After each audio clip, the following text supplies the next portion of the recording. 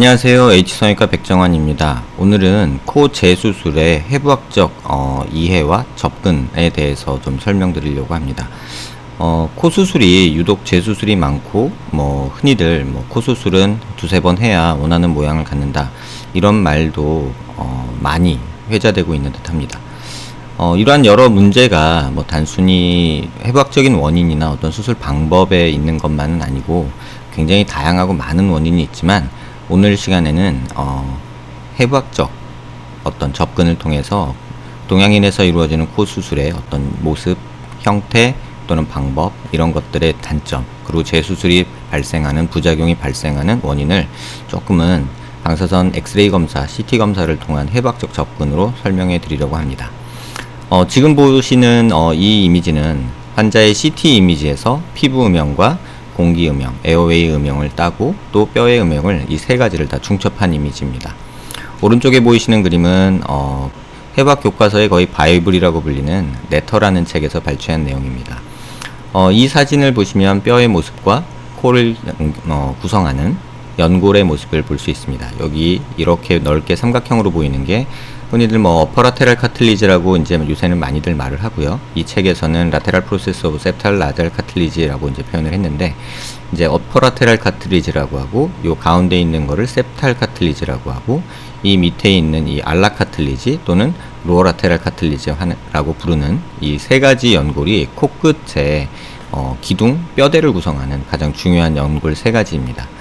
그런데 이건 서양인들의 모식도거든요. 서양인들은 굉장히 크고 튼실한 연골을 가지고 있지만, 동양인에서는 사실 이렇게 작고 이쪽 어퍼라테랄 카틀리지와 로어라테랄 카틀리지에 이런 갭이, 약간 높이차가, 단차가 존재합니다. 하지만 지금까지 제가 배워왔고 또 구글링이나 여러 이미지에서 모식도를 그려놓을 때, 코의 아나토미를, 해부학적 구조를 설명할 때 이런 식으로 많이 그리게 되거든요. 하지만 이건 서양인의 코고, 동양인의 코에서는 어퍼라테랄 카틀리지가 좀 더 밑으로 꺼져 있고, 로어라테랄 카틀리지는 작고 얇으면서 조금 이 형태는 비슷하나 조금은 작은 그런 모습을 보이게 됩니다. 이런 모습을 제가 이 CT 음영에서 3차원적으로 재구성해서 이렇게 봤을 때, 이 공기 음영과 실제 뼈의 음영을 통해서 어퍼라테랄 카틀리지가 이렇게 있겠구나 하는 유추해 볼 수 있다는 생각을 했고요. 이 로어라테랄 카틀리지의 모습도 이렇게 관찰이 되는 모습을 확인할 수 있습니다. 그래서 실제 보형물이 삽입된 환자의 CT 이미지를 앞선 이미지랑 같이 보면요, 이렇게 실리콘 보형물이 들어있는 모습도 보이고, 코끝에 이렇게 연골이 노란색 화살표로 보이는 연골이나 어떤 조직들이 이렇게 들어간 모습이 음영이 조금 다르게 나타나죠. 또 로어라테랄 카틀리지도 음영이 이렇게 보이고, 어퍼라테랄 카틀리지도 이렇게 음영이 보이고 있습니다. 그래서 이 실리콘 보형물만 따로 떼서 모델링을 통해서 조금 강조해 본 이미지인데요. 그래서 이렇게 하늘색으로 실리콘이 좀 보이는 모습을 볼 수 있고, 앞선 포스팅에서 설명드렸다시피 이쪽이 빈 공간이 생기게 돼서, 실리콘 보형물은 그나마 여기가 처지고 휘어지는 느낌이 좀 덜하지만 고어텍스 같은 경우는 이렇게 휘어지고요. 그래서 실리콘 보형물도 약간은 휘어지는 모습을 실제 눈으로 CT 영상을 통해서 확인할 수 있습니다. 밑에서 본 모습에서도 이 해부학적 구조에서 보는 이 로어라테랄 카틀리지가 알라 카틀리지라고 부르는 모습이 이렇게 유추해 볼 수 있을 정도로 음영이 이렇게 나타나는 모습을 볼 수 있고요. 그래서 이 음영을 통해서 3차원적으로 CT로 또는 모델링을 통해서 실제 환자의 연골 모습을 추측해 볼 수 있고, 그를 통해서 또 보형물이 제 위치에 삽입됐는지를 객관적으로 판단해 볼 수 있는 작업을 하게 되었습니다. 하나씩 실제 수술된 예를 통해서 설명을 드리겠습니다. 이 경우는 실리콘 보형물을 사용한 예를 3D 모델링을 통해서 조금 모양을 이제 본 모습인데요. 내잘 본 쪽으로 실리콘이 이렇게 들어가 있고, 그 다음에 어퍼라테랄 카틀리지와 로어라테랄 카틀리지, 그 다음에 내잘 팁 부위에 이렇게 실리콘이 들어있는 모습을 볼 수 있습니다. 이렇게 코끝까지 연골을, 그러니까 실리콘 보형물을 한꺼번에 사용하는 경우는 이쪽 처리를 좀 안 하는 경우가 대부분인데요. 이렇게 오목하게 패인 부분을 해결하지 못하고 보형물만 이렇게 들어간 경우에 이 빈 공간에서 이렇게 구축이 생기거나 해서 코끝이 들리는 힘이 발생을 하죠. 그래서 이게 코끝이 들리면 실리콘은 이렇게 고정이 되어 있다 보니까 이 피부를 누르게 되고 밀게 되고, 그래서 이 피부가 딸려 올라가면서 실리콘과의 압력이 계속 증가하면서 이쪽 피부에서 얇아지는 그런 현상이 생기는 것이 일반적입니다. 이 모델링은 그러니까 뼈와 내잘 에어웨이를 통해서 내잘 뮤코자와 연골을 이렇게 추측해서 그려본 그림이고요. 이건 보형물은 실리콘 보형물입니다. 또 다른 예인데요. 이 경우에는 이제 실리콘이 L자형 실리콘이라고 해서 콧등부터 코끝까지 같이 다 들어가 있는 그런 보형물입니다. 그래서 실리콘이 이렇게 들어있고 코끝을 만들어주고 이렇게 스트럿까지 이렇게 L자형으로 들어가 있는 그런 보형물의 모습이고요. 정면에서 잘 보시면 약간 이렇게 삐뚤어진 모습을 볼 수 있고요.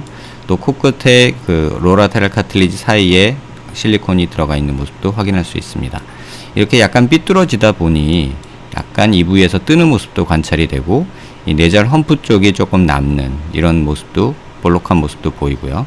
코끝에 이렇게 있는 경우에는 이쪽에서 코끝 수술이 잘 안 되고 이쪽에 그 비어 있는 공간이 볼륨이 잘 채워지지 못하면 피부가 구축이 오게 되고 그래서 이런 실리콘 끝이 코끝 피부와 자꾸 맞닿고 실리콘은 가만히 있는데 피부는 자꾸 위로 끌려 올라가려는 성질이 있기 때문에 그러면서 피부가 얇아져서 보형물이 튀어나오는 지금은 잘 사용하지 않는 이런 L자형 보형물의 예입니다.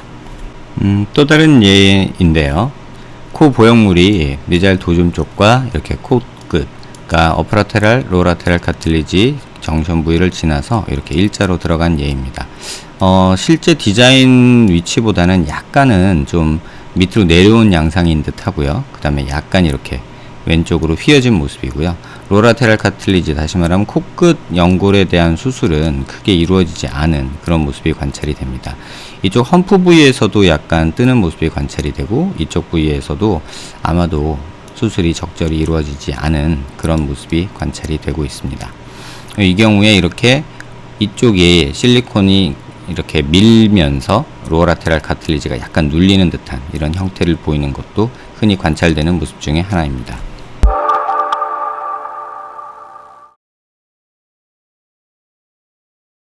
이 정션 부위가 이렇게 오목하게 이제 있는 부분이 정상적으로 있는 것이 일반적인데 아마도 이 모습을 보면서는 이 환자는 짧은 코를 늘리기 위해서 어떤 수술이 조작이 되었고 이쪽 부분에 뭐 디로테이션 그라프트를 위한 연골 이식이나 아니면 세탈 카틸리지 익스텐션 그라프트가 된 모습이라고 추측이 됩니다. 그 이유는 보통 로어라테랄 카틸리지는 여기가 불룩한 양상을 띠게 되는 게 일반적이고 이 정션 부위에서 오목한 거에 피클을 이루고 이렇게 불룩하게 튀어나오게 되는 경우가 일반적인데 이 부분이 이렇게 불룩하고 여기가 이렇게 있는 경우가 일반적인데 이 경우가 오목한 경우는 내잘 팁 수술을 위해서 어떤 알라 조작을 통해서 로어라테랄 카틸리지를 이렇게 조작을 통해서 수처를 통해서 또는 septalis 이 경우 역시 콧등에는 실리콘이 사용되었고 이 컨투어를 나타내게 되고 이 로어라테랄 카틸리지와 어퍼라테랄 카틸리지 이 부위가 약간 끊긴 듯한 이런 모습을 관찰할 수 있습니다.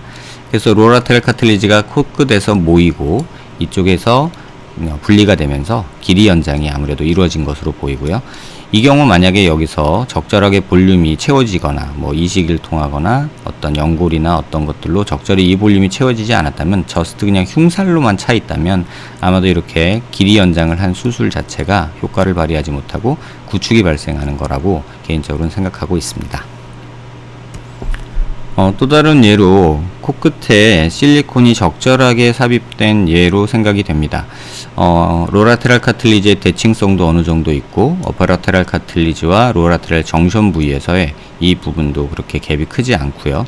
또 내잘봉과 어떤 보형물과의 관계도 굉장히 좋습니다. 단지 조금 아쉽다면 연골이 이제 내잘 코끝은 이렇게 실리콘이 코끝까지 오게 되면은 코끝 높이를 만들 때 실리콘으로 만들어지면 이쪽 피부가 좀 얇아지면서 뚫리는 경우가 있기 때문에 보통 보형물 삽입은 이 정션 부위 정도나 이 정션 로라테랄과 어퍼라테랄 정션의 중간 부위까지만 이 부분까지만 오는 게 일반적인데 약간 코끝까지 이렇게 보형물이 온 경우에 피부가 텐션을 받아서 얇아지지 않을까 하는 우려가 조금 있습니다. 하지만 비교적 대칭적으로 잘 삽입이 되어 있고 중심 라인이 잘 맞고 그 다음에 옆에서 봤을 때도 보형물 면과 이렇게 뼈와 연골면이 잘 맞닿아 있는 모습을 확인할 수 있습니다.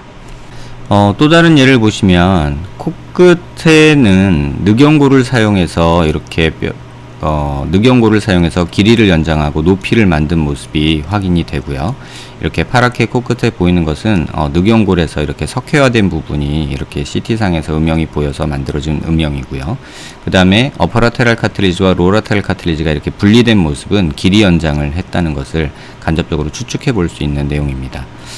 특징적으로 이 경우에 있어서는 실리콘 보형물이 콧대, 네이지온 부위, 이 부위부터 시작하지 않고 약간 아래쪽에만 만들어진 모습을 볼 수 있습니다. 콧대의 높이는 적절한데 반해서 이쪽 코 아래쪽 하부에서 높이가 부족해서 실리콘 보형물이 삽입된 것으로 생각이 되는데요. 이 경우 역시 옆에서 보면 약간 이렇게 정확하지 못하게 약간 뜨는 모습이 관찰이 됩니다. 또 하나 이렇게 중심선에서 약간 좌측으로 편향된 이런 보형물의 위치가 확인이 되고 있습니다. 또 다른 예인데요. 이 경우 역시 콧등에는 실리콘 보형물이 사용되었고 코끝에는 아마도 이렇게 쪼가리 같은 파란색이 음영이 만들어진 걸로 봐서는 기증연골이나 기증늑연골이나 아니면 본인 자가 늑연골을 사용한 것으로 생각이 됩니다.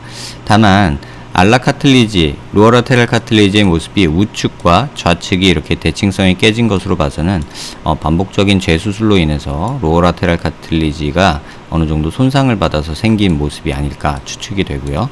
이쪽은 불룩한데 반해서 이쪽은 이렇게 꺼져 있는 걸로 봐서는 비대칭도 어느 정도 심한 재수술을 많이 받았던 환자로 추측이 되고요. 실리콘 보형물은 대부분 굉장히 잘 들어있는 모습이고 이 옆에서 보실 때도 이 부분에 어떤 조작이 잘 가해지지 않았다면 이쪽에서 구축이 생기거나 염증이 생기면서 이런 문제점들을 만들 가능성이 있는 가장 중요한 부위가 아닐까 생각이 됩니다. 이렇게 3D 모델링을 통해서 이전 받은 수술과 실제로 볼 수 없는 이 코 안쪽 상황을 어떤 연골의 위치나 어떤 연골의 형태들을 이렇게 유추해 볼 수 있는 것이 이런 어떤 모델링 또는 이런 세그멘테이션이라는 과정을 통해서 얻을 수 있는 효과가 아닐까 합니다. 마지막으로 이 경우는 좀 굉장히 특이한 경우인데요. 정면에서 보시면 약간 실리콘이 왼쪽으로 삐뚤어진 듯이 보이고 코의 위치도 약간 오른쪽이 위에 있고 왼쪽이 아래에 있는 모습을 볼 수 있습니다. 옆에서 보시면 계속 강조드리는 이 어퍼라테랄 카틀리지와 로어라테랄 카틀리지의 모습이 이렇게 오목하게 패인 이 부분이 비어있지 않는 것이 중요하다고 말씀드렸는데요. 이 부분에 실리콘이 한 조각이 더 들어가 있는 것을 볼 수 있습니다. 내잘 도즘 쪽에서 끝쪽에서도 실리콘이 약간 아래쪽으로 위치해서 정확하게 뼈의 곡선에 맞지 않는 모습을 볼 수 있고요. 이쪽에 빈 부분이 공간이 떠서 실리콘 한 장을 잘라서 살짝 얹어 놨는데 결과적으로는 약간 틀어지는 이렇게 사선으로 틀어지는 모습이 된 모습을 볼 수 있습니다. 또 이걸로 인해서 이쪽에 연골 부위가 조금 주저앉는 모습도 관찰이 되고요. 길이 연장을 하려고 한 건지 아니면 반복되는 수술이었는지 이렇게 어퍼라테랄 카틀리지와 로어라테랄 카틀리지의 곡선이 이렇게 연결이 오른쪽에 비해서 왼쪽이 약간 끊어진 이런 특징적인 모습이 관찰이 됩니다.